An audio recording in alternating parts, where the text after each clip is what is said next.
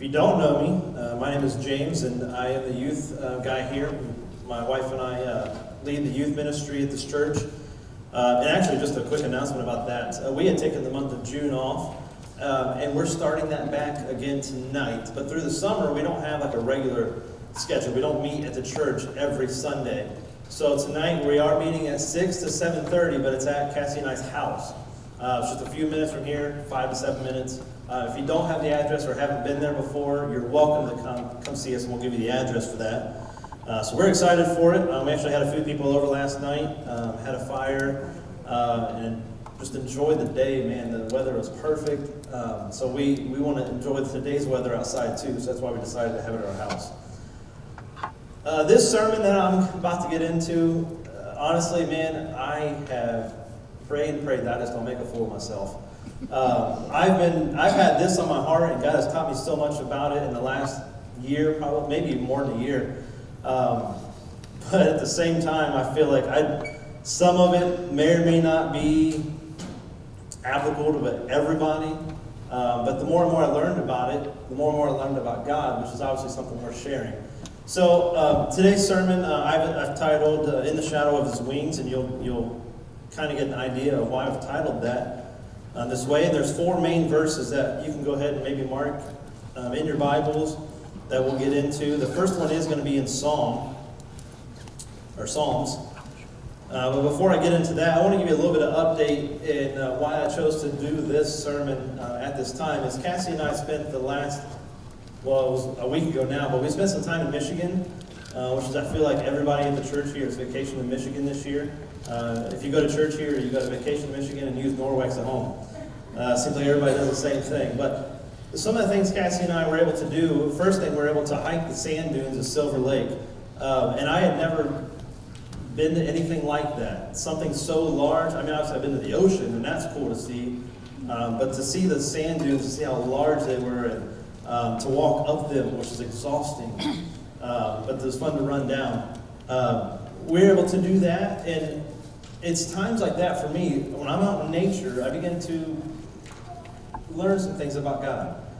It's not just that I see how powerful He is that He's created this, but then I start seeing how nature works. And for the sand dunes, for me, is just thinking how, the small little particles of sand create something so huge, but God's ultimately the creator of it all. Then we also took a bike ride around Mackinac Island. I don't know if any of you have ever been there, but it's like you're in the Caribbean or something. I don't even know how to explain it, except the water is freezing cold up there. It's not exactly something you want to go swimming in. And we took about an 8-mile ride around the island on some bikes we rented. And again, just seeing how cool that was. It's something I'd never seen before, and just how clear the water was. And the weather, again, was just great. But we done something we had never done before also that had nothing to do with nature. But we went to the movie theaters with Reagan for the first time. So for us, that was a big deal. And we timed it perfect to where the movie started at 6:45. Her bedtime's usually around 7. She fell asleep right at the beginning of the movie, slept the whole time with some earmuffs on. We went and seen Jurassic Park, or Jurassic World. Is anybody fans of that series? Maybe, okay, there's a few other nerds besides me. I love dinosaur stuff. I always have. I like those movies. I like Chris Pratt. And part of that movie, well, the first one actually, is Chris Pratt was a raptor trainer. And that's pretty cool to see something so powerful, and it's actually one of the best predators in the movie. And he's a human, but he has control over one of the raptors, which then the other ones fall in line because of that one. And you always love to see an underdog movie, right? Everybody likes a good side, bad side. Usually the good side's the underdog, and they're fighting the other one.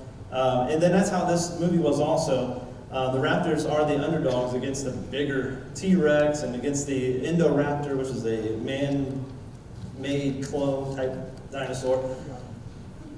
Does anybody know what the closest relative they believe to a dinosaur is? Would you say it's a reptile, alligator, crocodile? That's kind of stuff you think of, right? Did you know that the chicken is what they think is the closest relative? I can't say for sure, but the chicken is the closest relative. It's in my backyard. Now, I don't know if you knew this, but I am a master chicken trainer. And when I seen this movie, I just put myself in that picture, and like, I'm the one controlling those raptors. I'm telling them what to do. So, if you pull up the next picture, some people may say this is photoshopped, but those are just my haters. They don't actually believe that those are real. But you can see my cat. I'm actually doing it to my cat in the grass. Don't worry about that. Now, I actually have an apprentice also. I have somebody who's in training to become a chicken trainer. Last night, he was actually over, and one of the chickens got loose, and I'll get into more of that, not that story in particular, but when chickens get loose, it's kind of a pain. But yeah, so my apprentice is actually here, Sam. Why don't you go ahead and, so in case you don't know Sam, he's right there. He did capture a chicken last night. He made it look really easy. So, again, I don't want to make a fool of myself here, but maybe I've already done that. So let's get into Psalm 57. Psalm 57 is going to be the first verse we're going to get into. I'm just going to pull that up. I actually got all of them. So that verse says, "Be merciful to me, O God, be merciful to me. For in you my soul takes refuge." And I want you to highlight that word refuge there. "In the shadow of your wings I will take refuge till the storms of destruction pass by." I have never really taken a long look at this verse and realized what God is saying by it. A lot of times I just read them, maybe when I was younger, and I would just say, okay, there's refuge, there's a storm passing by. But I didn't actually take time to figure out how this works in nature when it says that we can hide in the shadows of his wings. One of the coolest pictures I had ever seen that's an example of this was actually a robin. If you don't, robin's a bird, obviously, but one of the things they do is sometimes they stick around all winter. And one of the pictures I had seen before was actually a robin roosted up on something, but she had her chicks with her still. And she must have been in Ohio, probably in August or something, because it was starting to snow and sleet. But she was covering her chicks in the middle of the storm. And for me, I was like, that's like so cool that obviously that she just didn't have the protection of a coop or anything like that. But she always had her chicks underneath her wings where they could take refuge. Now that I'm maybe going through a little bit more in life as I'm an adult, I am able to use those things as an illustration in my mind of how God works. You guys have probably heard, if you were here when I spoke before, a few years ago I got let go from a job that I honestly thought was something I would retire in. I thought it was my career job for an insurance company. And when I got let go, it was in December, dead cold, and we were in the middle of remodeling our house, so we were going through propane like crazy. For me, that was a storm in my life because I never felt less of a man. I never felt less of a human being than I couldn't provide money for my family. I couldn't always buy or pay for the propane bill. And I remember going downtown to stand in line trying to get help financially, whether that be for our electric bills. They would sometimes do with heating. But at that time, I didn't know what to do. It was very difficult emotionally. Maybe not everybody can tell because I was still doing ministry at the time. But now that I look back, I can see that was a storm that I went through. And that only lasted, 5, maybe 6 months. I don't think it was that long. But for me, that was a storm in my life. But now that I look back, I see that God protected me. God provided a place of refuge because the church we were serving at the time was actually stepping up and helping us financially. Never asked for it, but they were providing for us, and honestly, it seems like every time they did that, it paid a propane bill, which is very expensive at the time. I think it was like $4 a gallon. And sometimes, whether it's me going through that or you guys, sometimes we have physical things. There's times where we need refuge also. There's times where we just need the love of our Father when we're going through difficult times. I don't know what everybody's situation is. Maybe there's times where you're going through something financially, but you don't know where you're going to get the money to pay your bills. You don't know where the diagnosis is going to come back when you're going to the doctor. God provides that refuge for us. Maybe we can't see it right when we're in the storm, but when we get through it, we can see that God protected us and provided that for us. So just as the robin provided refuge for her young during that storm, God provides that for us also. And then Psalm 91:4 is the next one in the book of Psalms. This one's pretty cool for me, because I didn't even pay attention to this verse until I got chickens. I still laugh every time I say I'm preaching about chickens. But in verse 4 is our main one, but I'm going to read a few more before this. It says, "He who dwells in the shelter of the Most High will abide in the shadow of the Almighty. I will say to the Lord, my refuge and my fortress, my God in whom I trust. For it is He who delivers you from the snare of the trapper and from the deadly pestilence." And then the one we want to focus on here is, "For He will cover you with His pinions, and under His wings you may seek refuge. His faithfulness is a shield and a bulwark." It also could say buckler. How many of you had chickens before? I know some of you have them now. Maybe you grew up with them. Have any of you ever had a hen go broody? Do you not know what that means? Okay. Let me tell you something. Hens, for the most part, are one of the dumber animals. Just put it that way mildly. When they're not broody, and I'll explain what that is, typically if you let them out, they can go anywhere. They'll go right into danger. They will go away from the food and water source. They are not that smart. When they end up hatching chicks, they turn into a completely different animal. I don't know how it works, how God designed their brains, but they are no longer that dumb animal. And it's actually quite the opposite. I want to give you a few examples of things that I have witnessed and that God's taught me about Himself through that.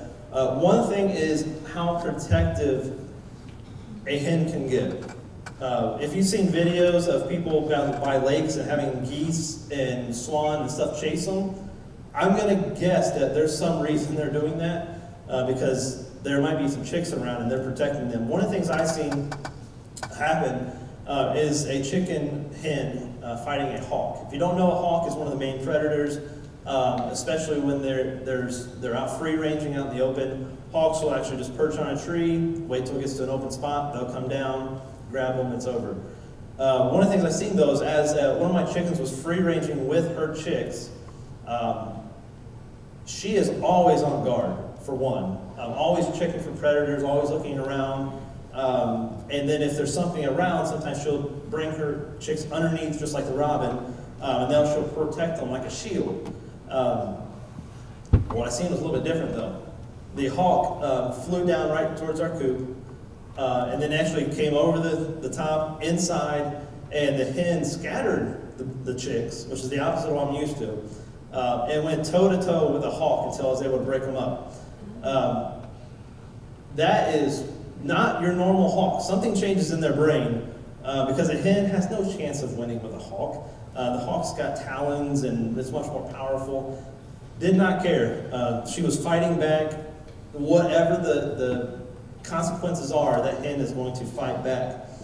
The other time was actually me making a mistake because I thought hens were nice, is that when one of the hens was in her nesting box, they were sleeping, I decided I would transfer the chicks away from her so she could go back to doing her thing, because when they're taking care of birds and the small ones, they don't lay eggs, which for us, they're kind of not as useful anymore if they're not laying eggs.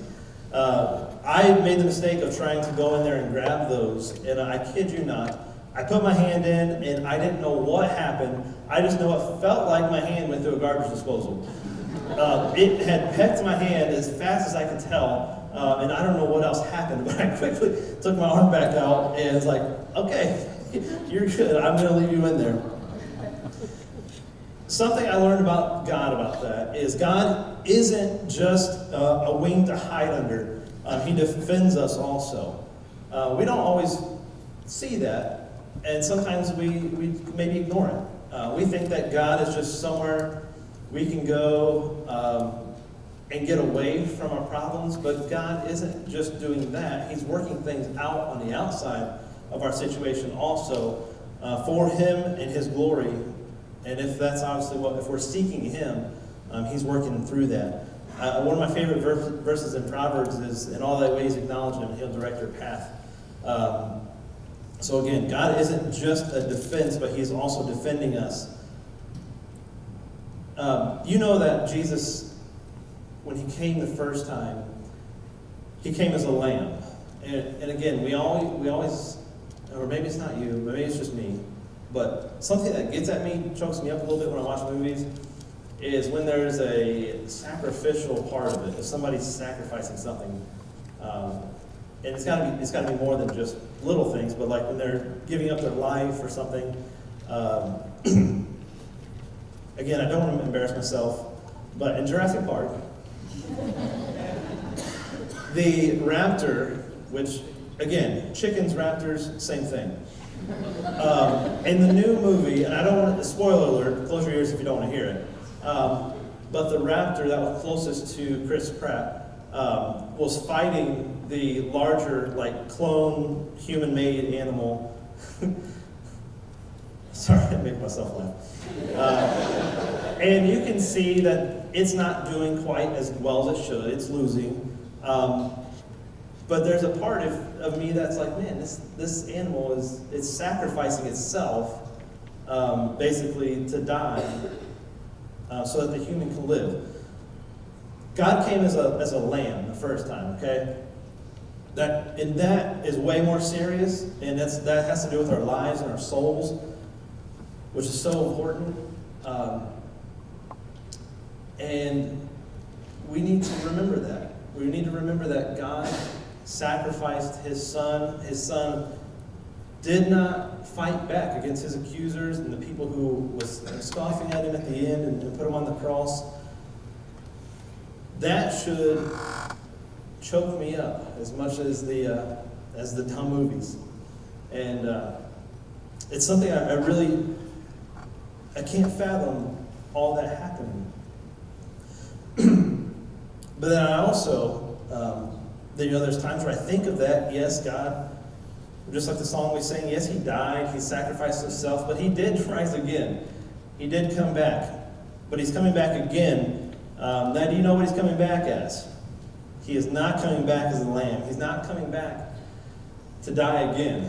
He's coming back as a lion. And all those times, all those storms that you're going through, those issues that you think are bad, when you think that, there's the evil one, Satan, he's always trying to attack me, God's not coming back to let that happen again. He's ultimately going to go on the attack. Much different than what it was before. He's going to go toe-to-toe with Satan and finally, for once and all, bring victory over him. So the two things I want you to remember here is that God is our refuge. There is a place for us to go in times of trouble. There's a place for us to go when we're going through a storm, no matter what that is. But also remember that God isn't just in the business of protecting us and keeping us in one spot. He is coming back to defend us also. And one of the illustrations my youth pastor used to give me was Corey Schneer. He's actually the pastor at North Woodbury Alliance, which is, I guess, now a type of our sister church.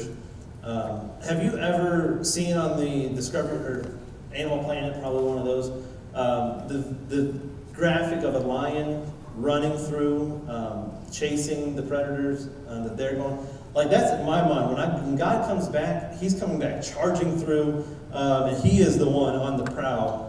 No longer the other smaller one's going to fight Him. So let's go to Romans 1:20. And we're going to get a little bit off of the hymns for a second here. And this is where I struggled with preaching this, is because I didn't want to take things out of context. I didn't want to preach on something. I don't really like doing topical sermons where I have a topic and I'm trying to make the scriptures say what I wanted to say.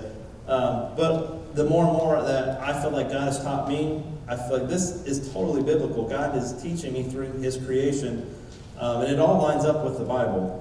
So if you're there in Romans 1:20, you can highlight this for your own self, because I think it's such a great thing to remember that when you're out in nature, which is something all of us should do, God can teach us stuff about himself through that. So in Romans 1:20 it says, "For his invisible attributes, namely his eternal power and divine nature, have been clearly perceived ever since the creation of the world and the things that have been made. So they are without excuse." Typically, I thought of this sermon and this verse as this is for the people that are in third world countries that don't have Bibles, don't have access to the Word of God, that they can look at nature and learn about God. But again, the older I get, the more I realize that this is talking directly to me, that God is teaching me things about himself the more I'm out in nature. And it's through his creation, because when he created it, he created things with his own nature also. So just like these sand dunes that Cassie and I were in, the beaches that we biked around, we can learn about God through those things. But there's also a couple cool things that I learned as a chicken trainer, that roosters do a couple things that, while most of the time they can be annoying to most people, they do a couple things that honestly have challenged me greatly as a husband. And again, a rooster's showing me up as a husband, by the way. I have three things that I want to get into, but before those 3 points about the rooster, I have to say something, and it just happened this week. When you have too many hens with each other, they fight each other. I don't know how to fix it. You put a rooster in there, it fixes it all. I'll just leave that however you want to say that.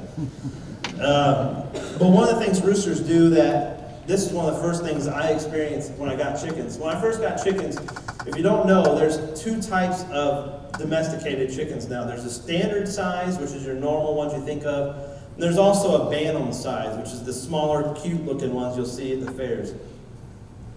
I had a bantam rooster, which is about this big. Okay, this big. And he had 3 large women that he stayed with. He kept those women in line, even though he was a quarter the size. If they were arguing, fighting, he would get right up in their face and get them in line. I tell you what, that little rooster hated me. Absolutely hated me. I couldn't walk by the cage without him attacking the cage, trying to get at me. I can't remember the old cartoon, but the old cartoon where he's like, let me at him, but he's only like this big. Anybody know what I'm talking about? What is it? Is it chicken hawk? Yeah. Okay. Perfect, chickens. I couldn't remember. Cassie has a video, and I'm not going to play this video for you, and I hope she never posts it on Facebook or anything.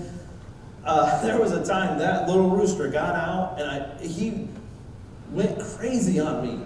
I'm running up and down the driveway. He's as fast as me. I'm sprinting, and you can't even see his legs, and he's like halfway flying. He's running so fast. I am just booking it down the driveway, trying to get away from him, going back and forth, but he had, like, speed that I had never seen from a little chicken. But, man, that rooster challenged me as a husband. Obviously, we can't apply everything. He has multiple women. That's not a good thing. He is not a very moral guy.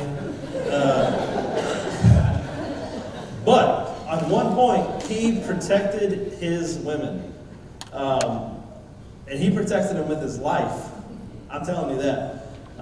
One thing you want in a rooster, and most people have bred out of them now because a lot of people want them for just to be cute and fluffy and be pets. Back in, a long time ago, thousands of years ago, when actually Jesus was here, there wasn't really such thing as a chicken as a pet. They were nasty. They were animals that they would bring in. They would eat the eggs. The Bible in the Old Testament does give examples of where they were not only just a fatted calf, but there were also fatted fowl. But typically those were geese and turkeys and that kind of stuff. They didn't really mess with chickens. But for chickens to survive, they had to have a rooster that was smart and could fight. And that, honestly, it would protect the rest of the flock, and honestly, until death. And for my little bantam rooster, that thing challenged me because he, even though I am 100 times his size, he did not care one bit and would go at me just because I was getting close to his girls. So for me as a husband, I thought day in and day out, like, I need to be more like him. As stupid as that sounds, I need to be more like this little chicken. In youth group, it was when we split up the boys and girls, and the boys learned more about being a man, and the girls learned about being a woman. And one of the topics that the boys and I went through was treating your family like a VIP. And what that means is, whenever there's some high people with high clout and rich people, famous people, there's usually someone watching guard. There are going to be people with security. They're treated like they are royal, and not the royal family, Sam. And you can think about this in all kinds of different ways, but for us, we talked about simple things, like getting out of the car. You should always open the door for your wife and let them in first, and you're just keeping an eye out. That way there's never a chance of somebody attacking her. When you sit in a restaurant, typically the best way for a husband to sit is so you can see the door, see who's coming in and out, and keep watch on your wife and your kids so you can always protect them. And we talked about that kind of stuff. It's simple, but treating your family like a VIP, just like people do the people that are really important. As a husband, those are things you should do, is protect them. So again, you can laugh at me. That's fine. I put myself up for this. But I wish I was more of a husband that always was on guard to protect my family from not just people robbing my house or coming inside, but protecting my family from how we manage our time, protecting my family for things that may bring them down, always on guard that Satan is not tempting them and bringing them to a point where they're relying less on God. And then the second thing here is that little rooster provides for his family.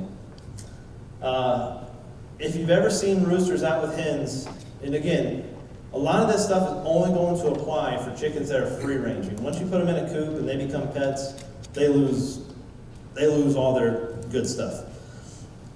But roosters, what they will do is not only while they're keeping an eye out for predators, whenever they are finding food, they will make a certain noise. That if they find some worms, find an anthill, salamanders, mice, whatever it is, they eat all kinds of stuff. They find the food, and then they make a certain call, and I can't make it, but they make a certain noise, and you'll see the hens come running right to him, and they'll eat the food that he found while he stands guard off to the side, continuing to keep watch. And again, God teaches me small things about that. One is that the husband provides for the family also. There's a sense of selflessness in that, that the first things I get goes to them. If there's anything left over, I'll get it. And now I struggle with that a lot because deep down I'm kind of selfish. Because when there's money to be spent, sometimes I want to spend it. Sometimes I want to go buy nice lunches on break. And I struggle with that. So I don't know about any of you other guys, but that's something I'm still challenged today with. Maybe you guys can relate to it. But providing for your family is one of the other things that God has taught me. And then the third thing here is selflessness. Because in all of that, God has taught me that I'm not first, I'm last.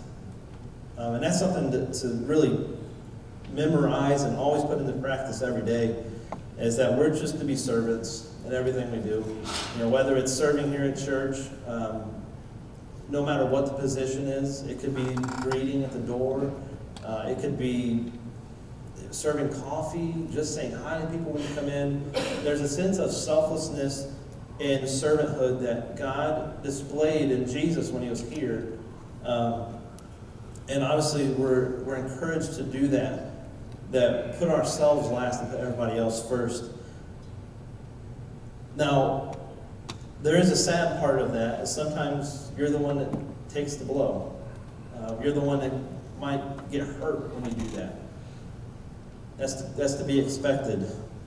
But God blesses that. So the last example out here I have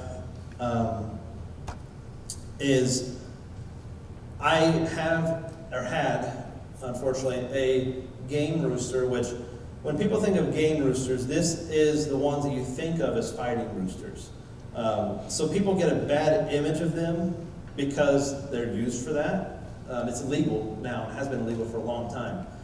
And I'm not condoning that by any means, but a game rooster still has all the traits and character traits that, honestly, I need for chickens that are going to be free-ranging. I still need a rooster to be able to do all that kind of stuff, that he's protecting his flock, he's providing for his family. Because I have another rooster, it's called a Buckeye. They're terrible. They don't do any of this stuff. He's a terrible example of God's creation because we've bred them into something they're not supposed to be. But I had a game rooster, and he was nice to me. Anything other than human, maybe some humans, if maybe he senses something I can't see. Basically, anything that came around, he is attacking them right away. But unfortunately, he did sacrifice himself. It was again a hawk, but it injured him to the point where he was not going to make it. So, again, the idea here is putting yourself last, putting others first, putting your family first, protecting your family. And then the last point here is Matthew 23:37. I'll read this for you. O Jerusalem, Jerusalem, the city that kills the prophets and stones those who are sent to it, how often would I have gathered your children together as a hen gathers her brood under her wings, and you were not willing. From experience, I know that Jesus, this is actually Jesus speaking.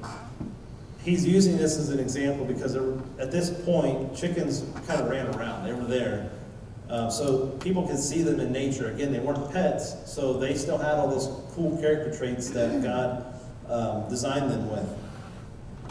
I actually had a friend of ours post on Facebook an example of faith and how one of her hens got loose and needed to get it back in. I have an example of that also. And basically, sometimes these hens will get out and they don't know how to get back.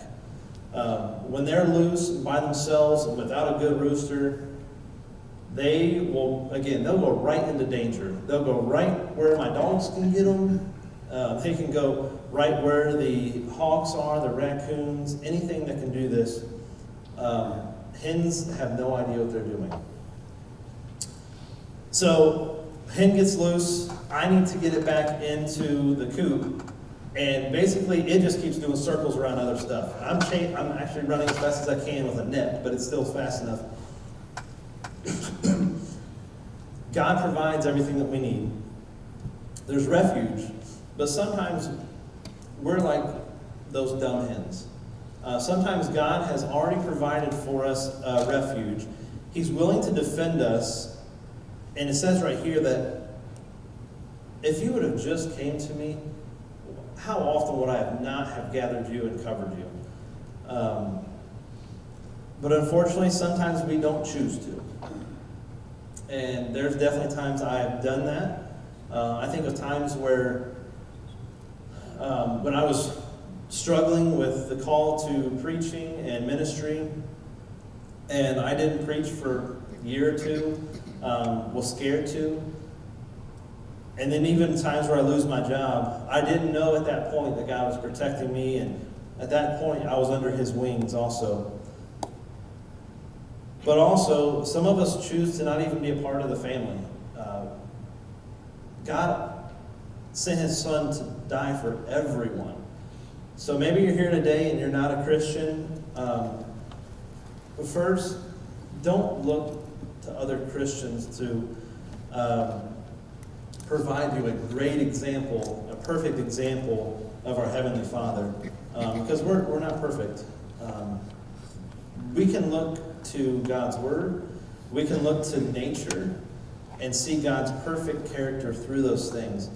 But it's our own free will. We can put ourselves in the picture of a small chick and know that God provides all the things we need. He provides us shelter through the storm, and He also is there to defend us when we need defended from predators, from people, or even Satan that wants to destroy us. We have a defender, just like He says, a hen that is a shield for us and a refuge for us. He's our refuge and defender. But ultimately, it's our choice to be one of the Father's protected. So I hope I didn't lose you. I hope that what God has taught me through these darn chickens, that maybe you guys can have a laugh at it, but ultimately, I hope that this has shed a little bit of light on how God protects us, how God provides for us, and even as husbands, that we can be challenged by the fact that we are to provide for our families first, put ourselves last, and also for protecting them, that we fight to the death to make sure that they're safe. Again, I get choked up on a sacrificial story, but I need to be that main character in the story of my family. I need to be the one sacrificing and every day putting them in front of myself. And I need you guys to pray for me. That's something I want to do better. I'm not a perfect example, so again, don't look to me as a perfect example of a husband or even a person. I try my best, but don't look to me for an example. We can only look to Jesus. So as you go today, Matt's actually got a final song. Just think of those things. Think of those funny stories. But ultimately, think of Jesus and the fact that He sacrificed His life for us as a lamb. But ultimately, He's coming back again. And He's not coming back as a lamb. He's coming back to finalize the game and settle the score. And He's coming back as a lion to destroy the one that wants to destroy us.